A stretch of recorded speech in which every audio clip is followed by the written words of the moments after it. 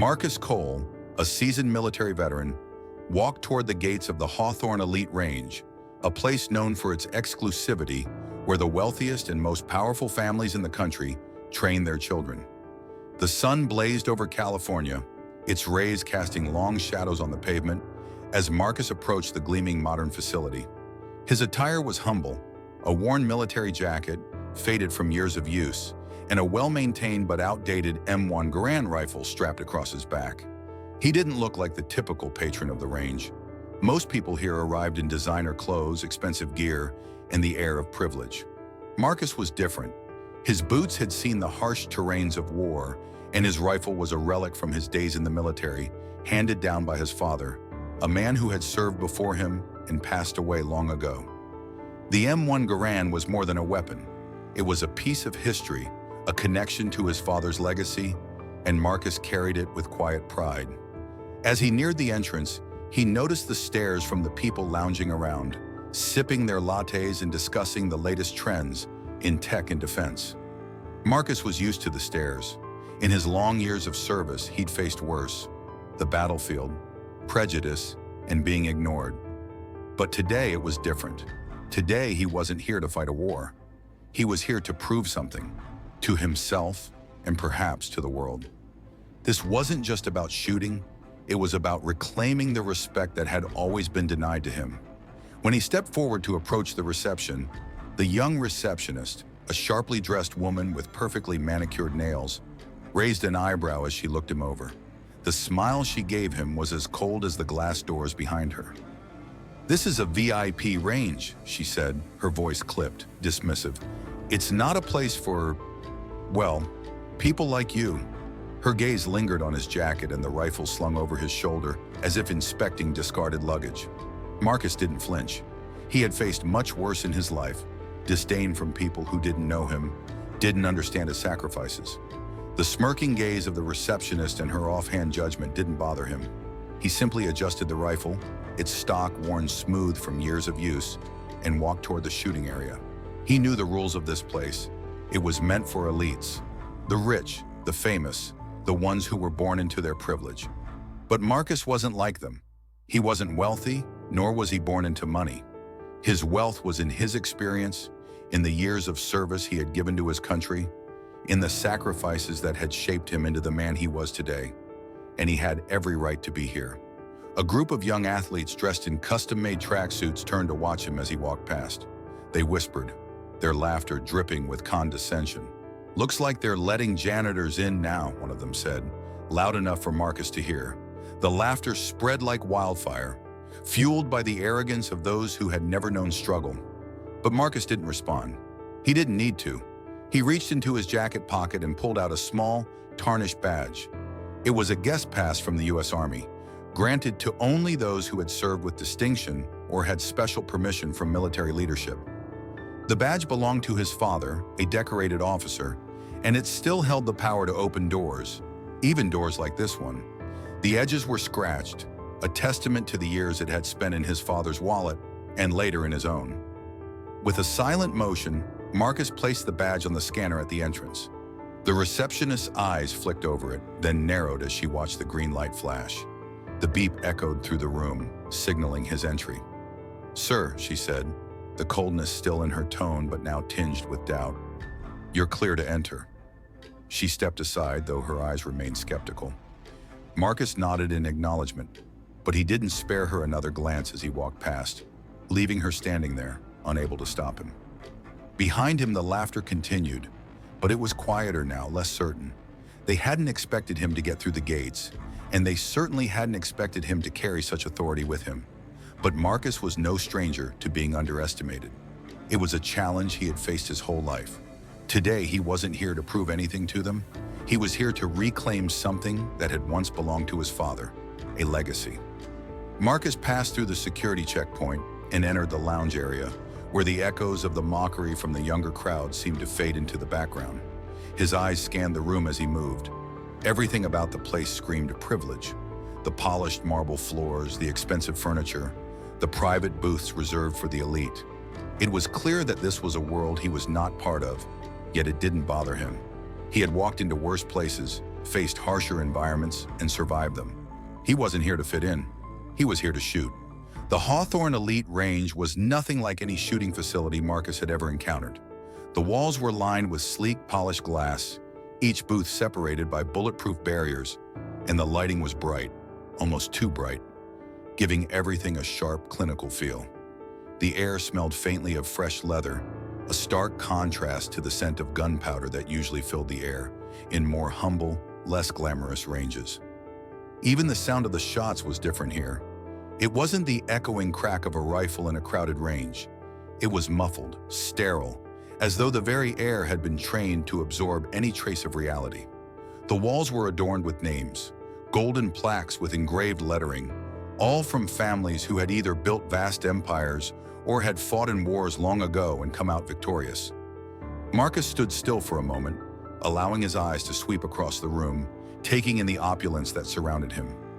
Everything about this place reeked of exclusivity, of wealth and legacy, and he could feel the weight of it pressing down on him. This was a world where success was defined by bloodlines, not merit.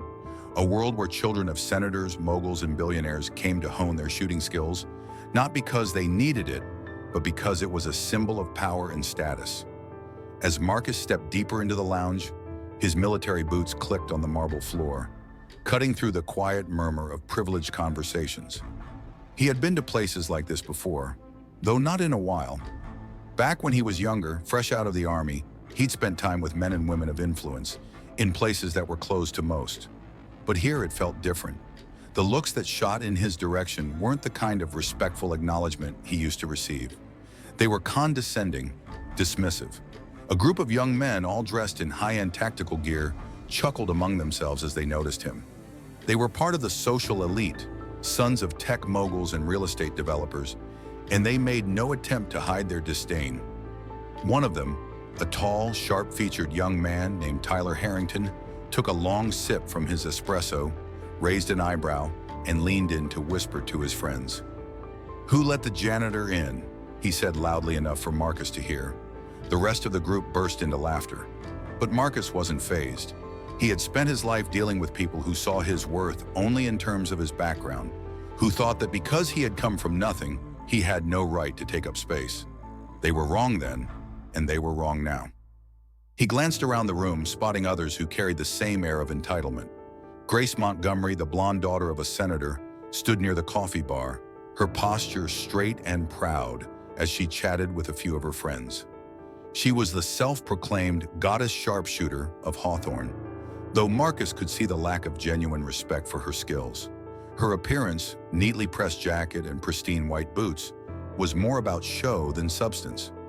As he walked past, she gave him a glance, her lip curling slightly in amusement.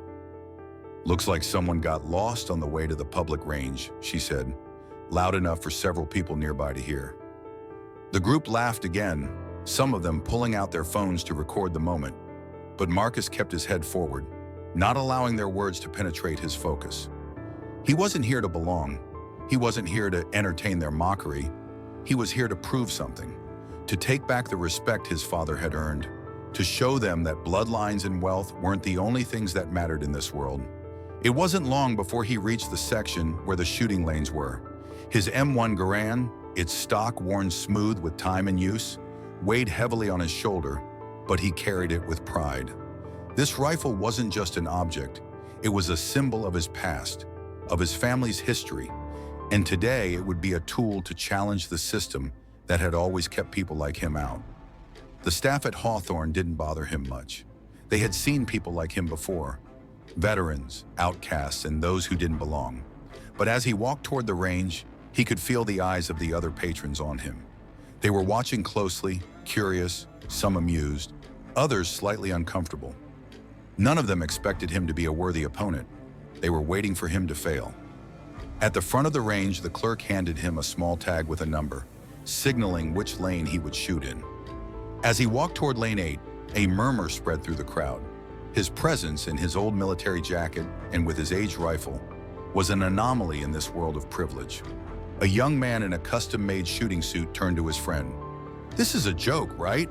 They're letting anyone in these days," he muttered, his voice dripping with contempt. The others snickered. Marcus didn't look at them. He didn't need to. He knew they were watching, but their opinions didn't matter. What mattered was what happened next. He was here, in the heart of their world, and he wasn't leaving until he had earned the respect he deserved. The targets ahead of him weren't just made of paper. They represented everything he had fought for in his life, everything he had been denied. His fingers tightened around the rifle's strap as he prepared to enter the lane. This wasn't just about a perfect shot. This was about sending a message. He wasn't a janitor. He wasn't a nobody. He was Marcus Cole, and he belonged right here. Marcus stood at the entrance to his lane, staring at the target in the distance, his hands steady on the worn stock of his rifle. The M1 Garand was an old relic, but it had never failed him. It had been his father's rifle, and his father had taught him how to shoot with it when he was just a boy. The gun felt like an extension of himself. He knew it inside and out. And today it was more than just a weapon, it was a statement. As Marcus adjusted his position, the whispers from behind him grew louder, sharp and filled with mockery. The rich kids in their tactical gear and perfectly tailored suits were still snickering. A few of them were filming, their phones pointed at him like they were at a circus act. Among them was Tyler Harrington, the heir to a vast energy conglomerate, who was grinning as though he were already certain of the outcome. "This is going to be a joke," Tyler said to his friends, loud enough for everyone nearby to hear. "How does someone like that even get in here? What's next? Are we going to let the help compete in sniper trials?" The group erupted in laughter, some of them muttering cruel remarks under their breath. But Marcus didn't react. He didn't need to. His focus was locked on the target ahead of him. It was then that Liam Caldwell, a young man with the look of someone who had never had to work a day in his life, sauntered into the range. Liam was the epitome of privilege, son of Victor Caldwell, the founder of a defense tech empire. He walked like he owned the place, with a cocky smile and a self-assured swagger. His presence alone was enough to command attention. He carried a custom sniper rifle worth more than some people's entire year's salary. Liam's eyes scanned the room and landed on Marcus. His smirk widened, and without hesitation, he stepped forward. There was something in his gaze, a mix of arrogance and curiosity, as if he were sizing up Marcus, wondering if this old man with his outdated rifle could even come close to competing with someone like him. "Well, Liam said, his voice loud enough for everyone to hear.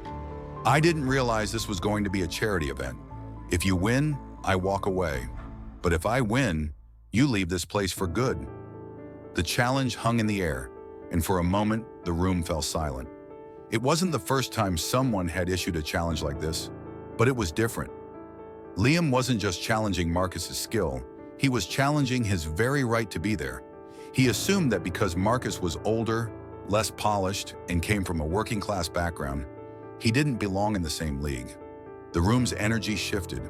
People turned to look, some intrigued, others just waiting for the spectacle to unfold. Marcus could feel the weight of their expectations. They were all expecting him to back down, to admit that he didn't have what it took. They expected him to fail. But Marcus stood tall, his eyes unwavering. He wasn't here for their approval, and he wasn't here for any of their games.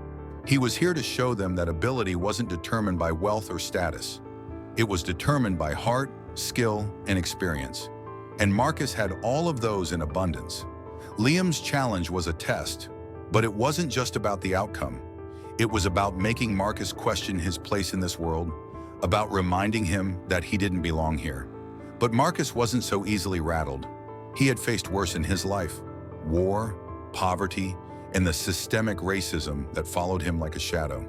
He wasn't about to let a spoiled kid with a rifle tell him where he belonged. Without a word, Marcus took his position at lane 8. He wasn't going to waste time.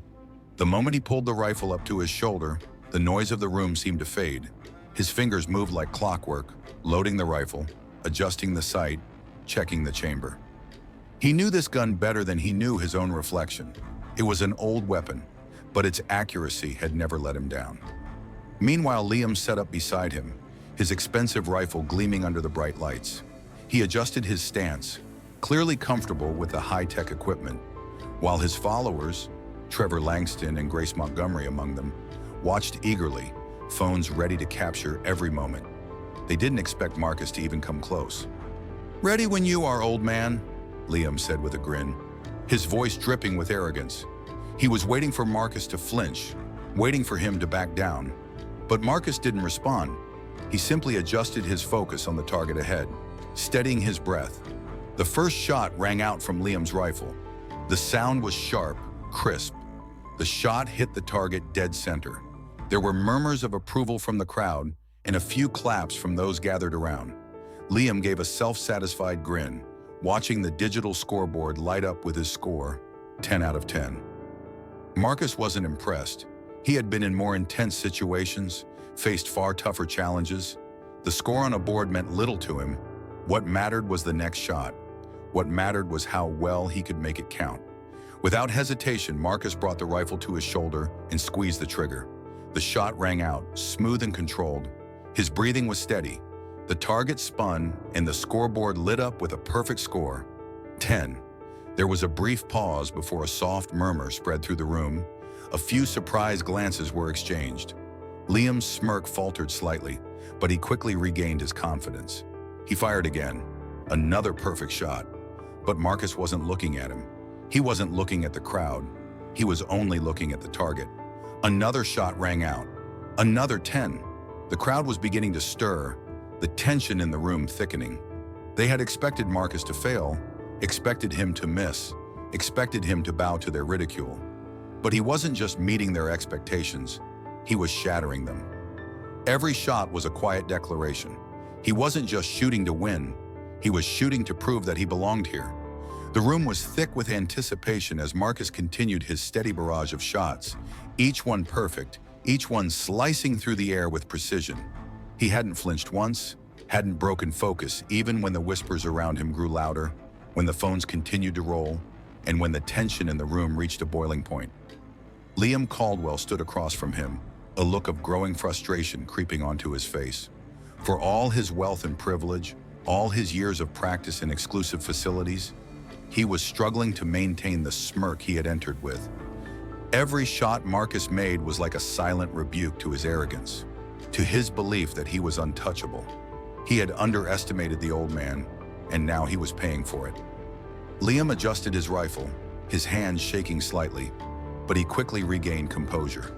He couldn't afford to show weakness in front of his friends. He had to prove that his name, his lineage, meant something. The legacy of the Caldwells had been built on power, wealth, and military contracts. And now, at the Hawthorne Elite Range, in front of a group of rich, influential onlookers, he was about to lose it all to an old man with a rusty rifle. Marcus Cole was still firing, the rhythmic sound of the M1 Garand echoing in his mind, drowning out the laughter and mockery that had once surrounded him. He had long since stopped caring what they thought. This wasn't about them. This was about proving that talent and resolve couldn't be bought. By now, the crowd's murmur had shifted. The laughter had faded. People were now watching him closely, their curiosity growing with each perfect shot. They were starting to realize that Marcus wasn't here to be a joke.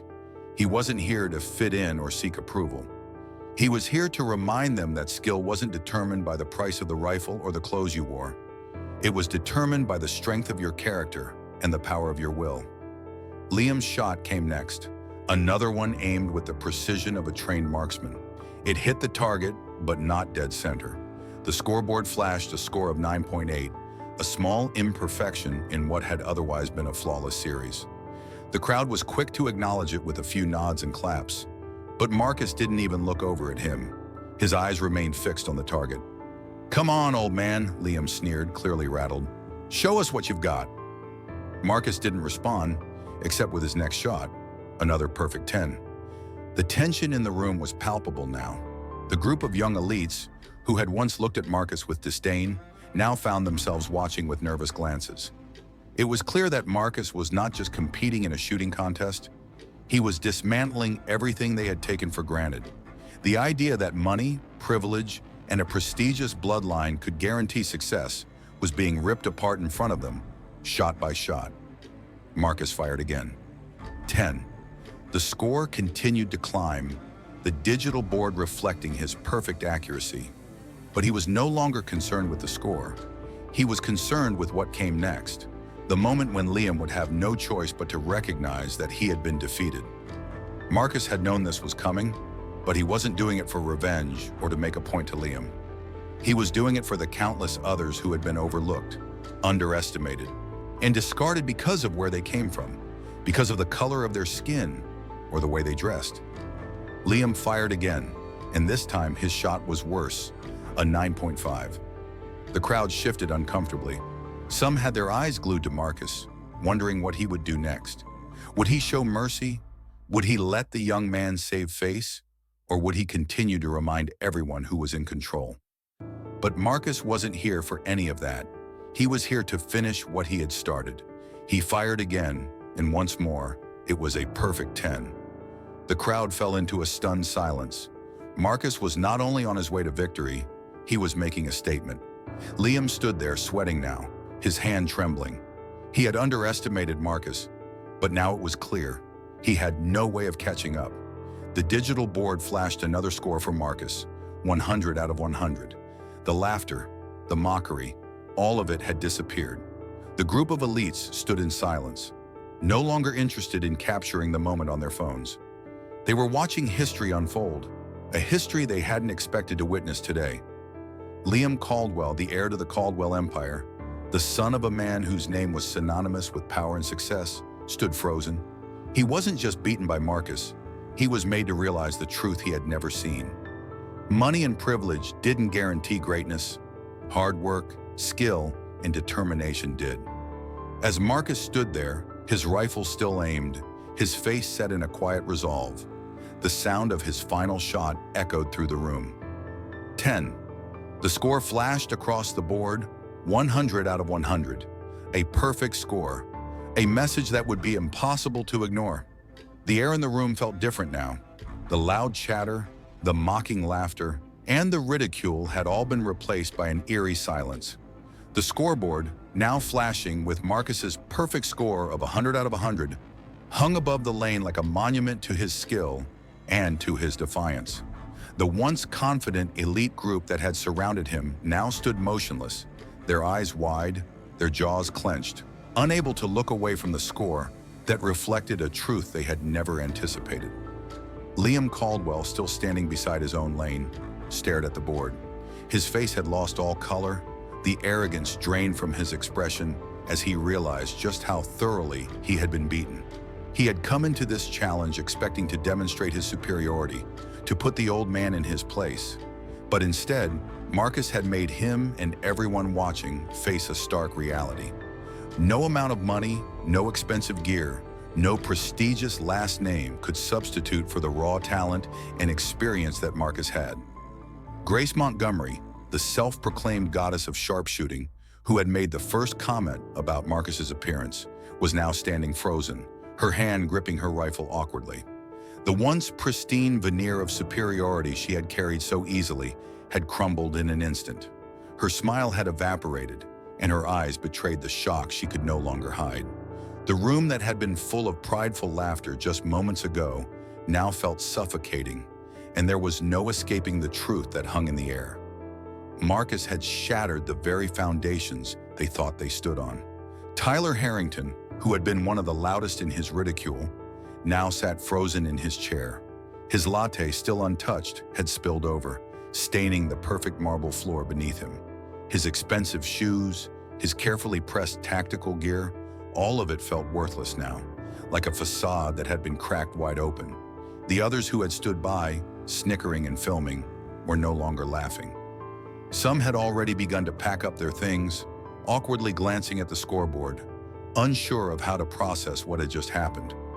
Marcus had turned their expectations into dust, and now they were left in its wake, staring at the realization that their wealth and status hadn't granted them the superiority they had always assumed.